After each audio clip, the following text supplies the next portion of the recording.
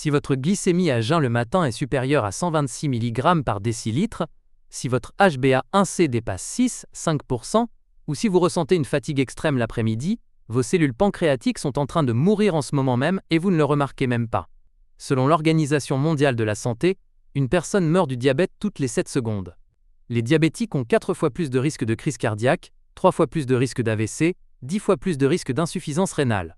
70% des amputations de pieds sont causées par le diabète. Mais aujourd'hui, je vais vous donner 11 aliments qui peuvent stabiliser votre glycémie, briser la résistance à l'insuline et régénérer vos cellules pancréatiques. Chaque jour que vous attendez, davantage de cellules bêta subissent des dommages permanents. Je suis le docteur Gérard Lambert, et pendant 25 ans j'ai vu quelque chose de tragique dans ma clinique. Des personnes diagnostiquées avec le diabète de type 2, condamnées à une vie de médicaments, qui développent lentement mais sûrement des complications dévastatrices. Perte de vision. Dialyse rénale. Amputation. Crise cardiaque. Et ce qui me brise le cœur, c'est que dans la plupart des cas, cela aurait pu être évité ou même inversé. Laissez-moi vous raconter l'histoire de Pierre. Pierre avait 58 ans quand son médecin lui a donné la mauvaise nouvelle, diabète de type 2. Sa glycémie était à 240 mg par décilitre, son HbA1c à 8-9%. Le médecin lui a prescrit de la metformine et lui a dit qu'il devrait prendre des médicaments toute sa vie. Le père de Pierre était aussi diabétique. Il est mort d'une crise cardiaque à 65 ans, sa jambe avait été amputée et il était devenu aveugle dans ses dernières années. Pierre ne voulait pas vivre le même destin. Quand il est venu me voir, il était désespéré. Il m'a demandé s'il y avait quelque chose qu'il pouvait faire naturellement. Je lui ai donné un protocole basé sur 11 aliments spécifiques et des modifications du mode de vie. 6 mois plus tard, il a fait des analyses de sang et son médecin était choqué. Sa glycémie était descendue à 102 mg par décilitre, son HbA1c à 5-6%. Ils ont réduit sa dose de metformine de moitié. 12 mois plus tard, il ne prenait plus aucun médicament. Aujourd'hui, à 63 ans, Pierre a une glycémie normale, une énergie incroyable et aucun signe de complications diabétiques. Et tout ce qu'il a fait, c'est de changer son alimentation et son mode de vie. Aujourd'hui, je vais vous révéler le protocole complet de Pierre. Mais d'abord, vous devez comprendre ce qui se passe réellement dans votre corps en ce moment même. Le diabète de type 2 n'est pas simplement une question de glycémie élevée. C'est une maladie complexe qui implique votre pancréas, vos muscles, votre foie et vos cellules adipeuses. Voici ce qui se passe normalement. Quand vous mangez des glucides, ils sont décomposés en glucose dans votre intestin. Ce glucose entre dans votre circulation sanguine et votre glycémie augmente. Votre pancréas détecte cette augmentation et libère de l'insuline. L'insuline est comme une clé qui ouvre les portes de vos cellules musculaires et adipeuses, permettant au glucose d'entrer et d'être utilisé pour énergie. Mais dans le diabète de type 2, quelque chose ne va pas. Vos cellules deviennent résistantes à l'insuline. C'est comme si les serrures de vos portes cellulaires étaient rouillées. L'insuline frappe à la porte, mais les cellules ne répondent pas efficacement. Résultat ? Le glucose reste dans votre sang, au lieu d'entrer dans vos cellules. Votre pancréas détecte que la glycémie est toujours élevée, alors il produit encore plus d'insuline pour essayer de forcer le glucose à entrer dans les cellules. Pendant des années, votre pancréas compense en produisant 2, 3, parfois 5 fois plus d'insuline que la normale. Mais cette surproduction épuise vos cellules bêta-pancréatiques. Ces cellules bêta sont les usines à insuline de votre corps. Et quand elles sont constamment surstimulées, elles commencent à mourir. C'est ce qu'on appelle épuisement des cellules bêta. Au moment où vous recevez un diagnostic de diabète de type 2, vous avez déjà perdu environ 50% de votre fonction des cellules bêta. Et voici ce qui est terrifiant. Une glycémie élevée chronique cause des dommages dans tout votre corps. Le glucose élevé réagit avec les protéines dans vos vaisseaux sanguins, formant des produits de glycation avancée ou AGE. Ces AGE endommagent la paroi de vos vaisseaux sanguins, conduisant à l'athérosclérose. Dans vos yeux, les petits vaisseaux sanguins de votre rétine deviennent fragiles et commencent à fuir. C'est la rétinopathie diabétique, la principale cause de cécité chez les adultes. Dans vos reins, les glomérules qui filtrent votre sang sont endommagés. C'est la néphropathie diabétique, qui conduit à l'insuffisance rénale et à la dialyse. Dans vos nerfs, en particulier dans vos pieds et vos mains, la glycémie élevée endommage la gaine de myéline. Vous perdez la sensation. Vous ne sentez pas quand vous vous coupez ou vous blessez. Les infections se développent. Et parce que la circulation sanguine est mauvaise à cause des dommages vasculaires, ces infections ne guérissent pas. C'est pourquoi 70% des amputations non traumatiques sont dues au diabète. Et votre cœur ? Les diabétiques ont 2 à 4 fois plus de risques de maladies cardiaques. Le diabète accélère l'athérosclérose, augmente la pression artérielle et altère la fonction cardiaque. C'est pourquoi la maladie cardiovasculaire est la principale cause de décès chez les diabétiques. Maintenant, la médecine conventionnelle vous dira que le diabète de type 2 est une maladie progressive et incurable. Ils vous prescriront de la metformine, puis des sulfonylurées, puis peut-être de l'insuline. Et oui, ces médicaments abaissent votre glycémie. Mais ils ne traitent pas la cause racine, la résistance à l'insuline et la dysfonction métabolique. La metformine peut causer des nausées, de la diarrhée et une carence en vitamine B12. Les sulfonylurées peuvent provoquer une hypoglycémie dangereuse et une prise de poids. L'insuline exogène peut aggraver la résistance à l'insuline et causer une prise de poids significative. C'est là que la nutrition entre en jeu. Parce que le diabète de type 2 est largement une maladie du mode de vie causée par une alimentation et un mode de vie moderne. Et si vous pouvez la développer avec une mauvaise alimentation, vous pouvez l'inverser avec une bonne alimentation. Le premier aliment dont vous avez besoin est la cannelle de Ceylan. Pas la cannelle ordinaire que vous trouvez dans les supermarchés, qui est en fait de la cassia, et contient des niveaux élevés de coumarine qui peut endommager le foie. Je parle de vraie cannelle de Ceylan. La cannelle de Ceylan contient des composés bioactifs appelés proanthocyanidines qui imitent l'insuline. Ils se lient aux récepteurs d'insuline sur vos cellules et augmentent l'absorption du glucose. Une méta-analyse de 10 essais contrôlés randomisés publiée dans le Journal of the American Board of Family Medicine a montré que la cannelle réduisait la glycémie à jeun de 24 mg par décilitre en moyenne. Mais ce n'est pas tout. La cannelle améliore également la sensibilité à l'insuline. Elle active une enzyme appelée AMPK, qui est essentiellement l'interrupteur métabolique principal de votre corps. Quand l'AMPK est activé, vos cellules absorbent plus de glucose et votre foie produit moins de glucose. Une étude publiée dans Diabetes Care a pris des personnes atteintes de diabète de type 2 et leur a donné 1 gramme de cannelle par jour pendant 12 semaines. Le groupe cannelle a vu sa glycémie à jeun diminuer de 18%, son cholestérol LDL diminuer de 7% et ses triglycérides diminuer de 30%. Prenez 1 à 2 grammes de cannelle de Ceylan par jour. Vous pouvez la saupoudrer sur votre avoine, la mélanger dans votre café ou la prendre sous forme de capsule. Le deuxième aliment est le vinaigre de cidre de pomme. Le vinaigre de cidre a été utilisé pendant des siècles pour ses bienfaits pour la santé. Mais ce n'est que récemment que nous avons compris comment il fonctionne pour le diabète. L'acide acétique dans le vinaigre de cidre ralentit la digestion des glucides et l'absorption du glucose. Il inhibe les enzymes qui décomposent l'amidon en glucose dans votre intestin. Cela signifie que le glucose entre dans votre circulation sanguine plus lentement, prévenant les pics de glycémie après les repas. Une étude de l'université d'État de l'Arizona a montré que prendre 2 cuillères à soupe de vinaigre de cidre avant un repas riche en glucides réduisait le pic de glycémie de 34% et améliorait la sensibilité à l'insuline de 19%. Une autre étude publiée dans Diabetes Care a montré que les personnes atteintes de diabète de type 2 qui prenaient du vinaigre de cidre avant le coucher voyaient leur glycémie à jeun le matin diminuer de 4 à 6%. Le vinaigre de cidre améliore également la signalisation de l'insuline dans les cellules musculaires. Il active l'AMPK et augmente l'expression des transporteurs GLUT4, qui sont les portes par lesquelles le glucose entre dans vos cellules musculaires.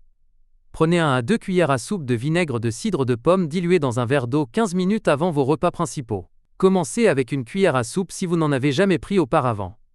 Le troisième aliment sont les graines de chia. Ces minuscules graines sont des centrales nutritionnelles pour le contrôle de la glycémie. Une portion de 2 cuillères à soupe contient 11 grammes de fibres, dont la majorité sont des fibres solubles.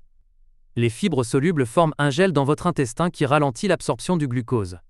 Cela empêche les pics de glycémie après les repas et améliore le contrôle glycémique global. Une étude publiée dans le British Journal of Nutrition a montré que les personnes atteintes de diabète de type 2, qui consommaient 37 grammes de graines de chia par jour pendant 12 semaines, voyaient leur glycémie à jeun diminuer de 19%. Les graines de chia sont également riches en acides gras oméga 3, en particulier l'acide alpha-linolénique. Ces oméga 3 réduisent l'inflammation chronique qui contribue à la résistance à l'insuline. Ils améliorent également la sensibilité à l'insuline dans les cellules musculaires et adipeuses. Et voici quelque chose de fascinant. Les graines de chia contiennent des antioxydants appelés acides chlorogéniques et quercétine qui protègent vos cellules bêta-pancréatiques contre les dommages oxydatifs. Ils aident à préserver votre capacité de production d'insuline. Mangez 2 cuillères à soupe de graines de chia par jour. Vous pouvez les mélanger dans des smoothies, les saupoudrer sur du yaourt ou faire un pudding de chia en les trempant dans du lait d'amande pendant la nuit. Le quatrième aliment sont les légumes verts à feuilles, en particulier les épinards et le chou frisé. Ces légumes sont extrêmement faibles en glucides et en calories, mais riches en nutriments essentiels pour le contrôle de la glycémie. Ils sont riches en magnésium, avec environ 157 mg par tasse cuite d'épinards. Le magnésium est absolument critique pour la sensibilité à l'insuline. Il est un cofacteur pour plus de 300 enzymes, dont beaucoup sont impliqués dans le métabolisme du glucose. Une méta-analyse de 13 études publiées dans le Journal of Internal Medicine a montré que les personnes ayant l'apport en magnésium le plus élevé avaient 47% moins de risque de développer un diabète de type 2 que celles ayant l'apport le plus faible.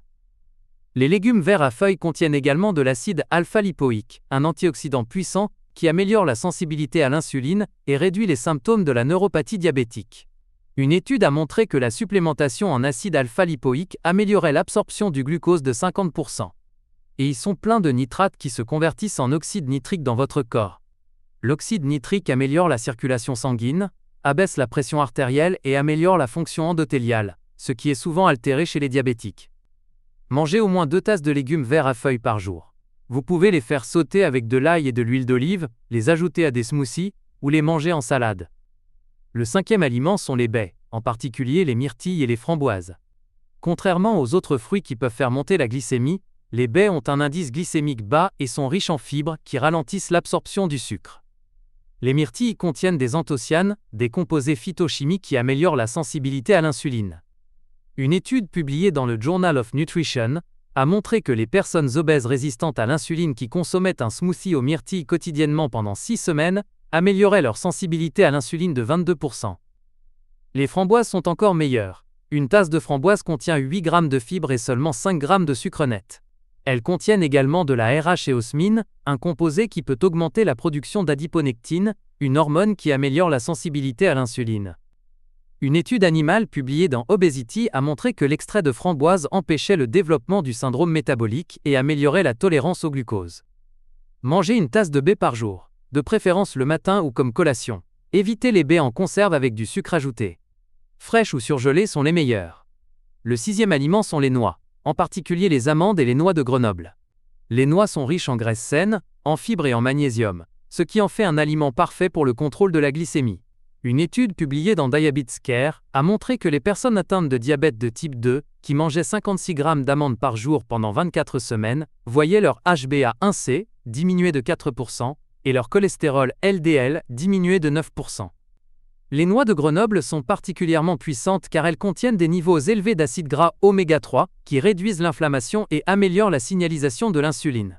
Une étude de la Harvard School of Public Health a suivi 137 000 femmes pendant 10 ans et a constaté que celles qui mangeaient des noix 5 fois par semaine ou plus avaient 27% moins de risque de développer un diabète de type 2. Les noix augmentent également la satiété et réduisent l'appétit, ce qui aide à la perte de poids. Et la perte de poids est l'un des moyens les plus puissants d'améliorer la sensibilité à l'insuline et d'inverser le diabète de type 2. Mangez une poignée de noix, environ 30 grammes, chaque jour comme collation ou saupoudrez-les sur vos salades et vos yaourts. Le 7e aliment est le curcuma, en particulier avec du poivre noir. Le curcuma contient de la curcumine, un composé anti-inflammatoire puissant qui a des effets profonds sur le métabolisme du glucose. La curcumine améliore la sensibilité à l'insuline en réduisant l'inflammation chronique de bas grade qui contribue à la résistance à l'insuline. Elle active l'AMPK et inhibe les enzymes qui produisent du glucose dans le foie. Une étude publiée dans Diabetes Care a pris des personnes atteintes de prédiabète et leur a donné 5 grammes de curcumine par jour pendant 9 mois. Le groupe curcumine n'a eu aucun cas de progression vers le diabète de type 2, tandis que 16% du groupe placebo ont développé un diabète. Une autre étude sur des personnes atteintes de diabète de type 2 a montré que la supplémentation en curcumine réduisait la glycémie à jeun de 18% et l'HbA1c de 0,8%. La curcumine protège également les cellules bêta-pancréatiques contre les dommages oxydatifs et peut même stimuler leur régénération. C'est incroyablement important car préserver la fonction des cellules bêta est essentiel pour inverser le diabète. Prenez 1 à 2 grammes de curcuma par jour, toujours avec une pincée de poivre noir qui augmente l'absorption de la curcumine de 2000%. Vous pouvez le prendre sous forme de capsule ou l'ajouter à vos plats cuisinés. Le 8e aliment sont les légumineuses, en particulier les lentilles et les pois chiches. Les légumineuses ont un indice glycémique très bas et sont riches en fibres solubles et en protéines, ce qui les rend excellentes pour le contrôle de la glycémie. Une étude publiée dans Archives of Internal Medicine a montré que les personnes atteintes de diabète de type 2 qui mangeaient une tasse de légumineuses par jour pendant 3 mois voyaient leur HbA1c diminuer de 0,5% et leur pression artérielle systolique diminuer de 4 mm de mercure. Les légumineuses contiennent également de l'amidon résistant, un type de glucide qui n'est pas digéré dans l'intestin grêle. Au lieu de cela, il fermente dans votre côlon où il nourrit vos bactéries intestinales bénéfiques. Ces bactéries produisent des acides gras à chaîne courte qui améliorent la sensibilité à l'insuline. Une méta-analyse de 41 études a montré que la consommation de légumineuses réduisait la glycémie à jeun et améliorait le contrôle glycémique global chez les diabétiques. Mangez au moins une demi-tasse de légumineuses cuites 5 fois par semaine. Vous pouvez les ajouter à des soupes, des salades ou en faire des houmous. Le 9e aliment est l'avocat. Les avocats sont riches en graisses monoinsaturées saines, en particulier l'acide oléique, qui améliore la sensibilité à l'insuline. Ils sont également riches en fibres, avec 10 grammes par avocat. Une étude publiée dans le Journal of the American Heart Association a montré que remplacer les glucides par des graisses monoinsaturées d'avocat améliorait le contrôle glycémique et réduisait les marqueurs d'inflammation chez les personnes atteintes de diabète de type 2. Les avocats contiennent également du bêta-cytostérol, un phytostérol qui améliore la signalisation de l'insuline. Et ils sont riches en potassium avec 485 mg par demi-avocat, ce qui aide à réguler la pression artérielle qui est souvent élevée chez les diabétiques. Mangez un demi à un avocat par jour. Vous pouvez le mettre sur des toasts de grains entiers, l'ajouter à des salades, ou en faire du guacamole. Le 10e aliment est le saumon sauvage et d'autres poissons gras. Le saumon est riche en acides gras oméga, -3 EPA et DHA, qui réduisent l'inflammation et améliorent la sensibilité à l'insuline. Une étude publiée dans Diabetes Care a montré que les personnes atteintes de diabète de type 2 qui mangeaient du poisson gras 2 fois par semaine pendant 8 semaines amélioraient leur sensibilité à l'insuline de 24%. Le saumon est également riche en vitamine D, et la carence en vitamine D est étroitement liée à la résistance à l'insuline et au diabète. Une méta-analyse a montré que la supplémentation en vitamine D améliorait le contrôle glycémique chez les diabétiques. Mangez du saumon ou d'autres poissons gras comme les sardines ou le maquereau 2 à 3 fois par semaine. Le 11e et dernier aliment est l'ail. L'ail contient de l'allicine, un composé soufré qui a des effets puissants sur le métabolisme du glucose. L'allicine augmente la libération d'insuline par le pancréas et améliore la sensibilité à l'insuline dans les tissus périphériques. Une méta-analyse de 9 essais contrôlés randomisés a montré que la supplémentation en ail réduisait la glycémie à jeun de 11 mg par décilitre en moyenne. L'ail protège également contre les complications diabétiques. Il réduit l'oxydation du LDL qui contribue à l'athérosclérose. Il abaisse la pression artérielle. Et il améliore la fonction endothéliale. Mangez 2 à 3 gousses d'ail frais par jour. Écrasez-les et laissez-les reposer 10 minutes avant de cuisiner pour maximiser la formation d'allicine. Maintenant, laissez-moi vous donner le protocole complet qui a transformé le diabète de Pierre. Au petit déjeuner, préparez une omelette de 2 œufs avec des épinards et de l'avocat. Prenez une cuillère à soupe de vinaigre de cidre dans de l'eau avant le repas. Pour votre collation du matin, mangez une poignée d'amandes avec une tasse de myrtille. Pour le déjeuner, faites une salade de lentilles avec du chou frisé, de l'ail et une vinaigrette à l'huile d'olive. Prenez du vinaigre de cidre avant le repas. Pour votre collation de l'après-midi, mangez du yaourt grec avec des graines de chia et de la cannelle. Pour le dîner, mangez du saumon grillé avec du brocoli et des pois chiches rôtis au curcuma. Prenez du vinaigre de cidre avant le repas. Ce protocole vous maintient dans un état de glycémie stable toute la journée. Pas de pic, pas de chute. Mais la nutrition n'est qu'une partie de l'équation. Vous devez également faire de l'exercice. L'exercice est l'un des outils les plus puissants pour améliorer la sensibilité à l'insuline. Quand vos muscles se contractent, ils absorbent le glucose sans avoir besoin d'insuline. Visez 150 minutes d'exercice modéré par semaine. Cela peut être de la marche rapide, du vélo, de la natation. Et ajoutez 2 séances d'entraînement en résistance par semaine. L'entraînement en résistance construit du muscle, et le muscle est le plus grand puits de glucose dans votre corps. Vous devez également perdre du poids si vous êtes en surpoids. Perdre seulement 5 à 10% de votre poids corporel peut améliorer considérablement votre sensibilité à l'insuline et votre contrôle glycémique. Dans certains cas, cela peut complètement inverser le diabète de type 2. Gérez votre stress. Le stress chronique élève le cortisol, qui augmente la glycémie et aggrave la résistance à l'insuline. Pratiquez la méditation, le yoga, la respiration profonde. Dormez 7 à 8 heures par nuit. Le manque de sommeil altère la sensibilité à l'insuline et augmente l'appétit pour les aliments riches en glucides. Si vous suivez ce protocole avec cohérence, vous pouvez inverser le diabète de type 2. Vos cellules bêta ont une capacité remarquable de se régénérer lorsque vous éliminez le stress métabolique. Votre glycémie peut se normaliser. Vos médicaments peuvent être réduits ou éliminés sous supervision médicale. Ne laissez pas le diabète détruire votre santé et votre vie. Commencez aujourd'hui.